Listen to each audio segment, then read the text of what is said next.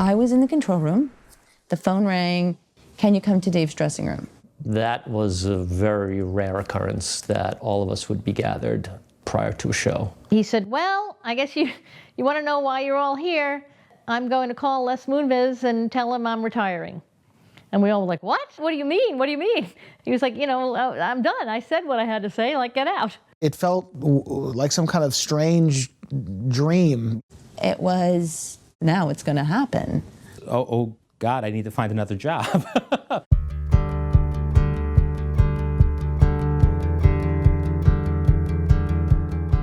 It's unusual in show business to be at a place that goes on and on and on. Crazy successful TV shows last maybe 10 years. To be in a television job for 30 years, or in my case, 25, is completely freakish. I remember the last show at NBC, and Paul said to me, I'm a musician, you're not supposed to have a gig for 11 years. You're not supposed to have a gig for 11 days. You get together, you work on a show, it's 6 months, you wrap, you get on, and you get in a cycle of freelancing and going from show to show.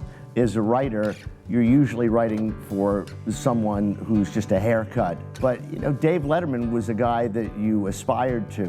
Whether the days were up or down, there was always that, oh, I'm working actually for someone who's going to be considered a legend. I wanted to be completely immersed in something that was going to be seen by a lot of people. There was a sense of job security there, that you have a job. You know that tomorrow morning you'll have a job and next week you'll have a job, until Dave has another heart attack. Like so many long-running projects, you get to feel like it's a family, and yes, families are full of odd, simmering undercurrents of tension. You definitely get on each other's nerves when you work together for that long. While you're here, every day we're trying to claw your kidneys out. But if you ever need a kidney, we're there for you.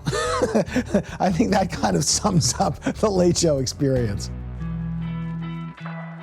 The excitement of the end of the show was drawing a very quick line to the fact of this was going to leave my life, and what am I going to be able to do that's going to compare with what was really my dream job?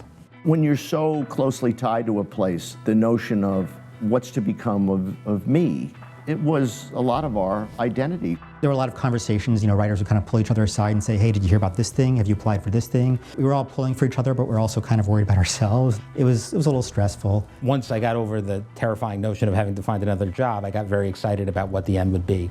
It was a creative peak. I was pushing on adrenaline for most of that final year. You had the biggest stars in the world, and they came ready to play. George Clooney wanted to be handcuffed to Dave. Tina Fey came, Julia Roberts. Nobody was saying no to coming on. All of us did mark almost everything. Oh, this is the last stupid pet tricks we will ever do. Oh, this is probably the last time so-and-so guest will ever be here. The President of the United States, he said to me, how long have you been here? And I said, well, this will be 25 years. He took a beat and he said, gee, that's got to be strange. I'm looking at Barack Obama and I'm saying, this is your definition of strange? Even he was taken by the fact that it was all coming to an end. We started talking about the last show years before he retired. One day I will stop working, and what will we do on that last show? And he said, we're going to have a big ending montage. And of course, we'll do it to the Foo Fighters live. And I thought, live? I said, I don't know how we're going to do it live. And he said, well, you have to do it live.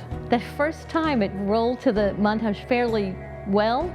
And I ran on stage, and David Grohl doesn't know me, and I don't know David Grohl. I ran on stage and grabbed him and said, that was amazing. And being the nice guy he is, he didn't say, who are you? He just hugged me.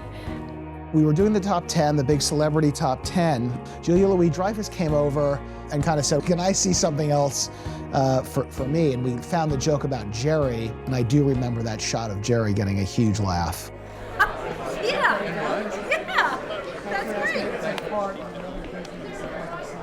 That's funny. That's funny. That's funny.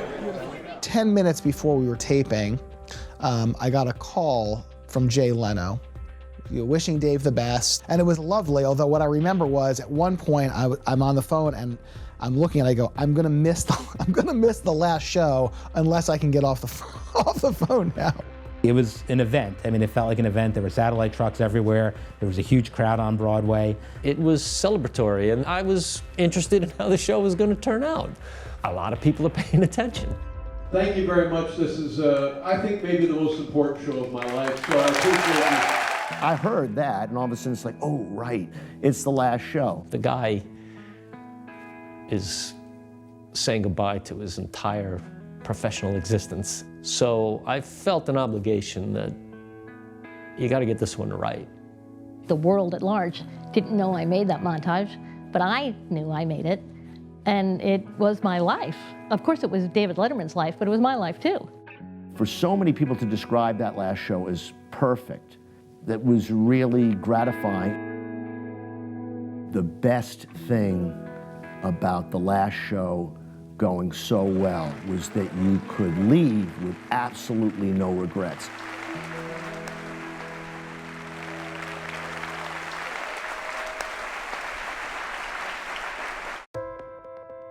"12 hours later, and you know, you just see them just knocking things into the dumpsters.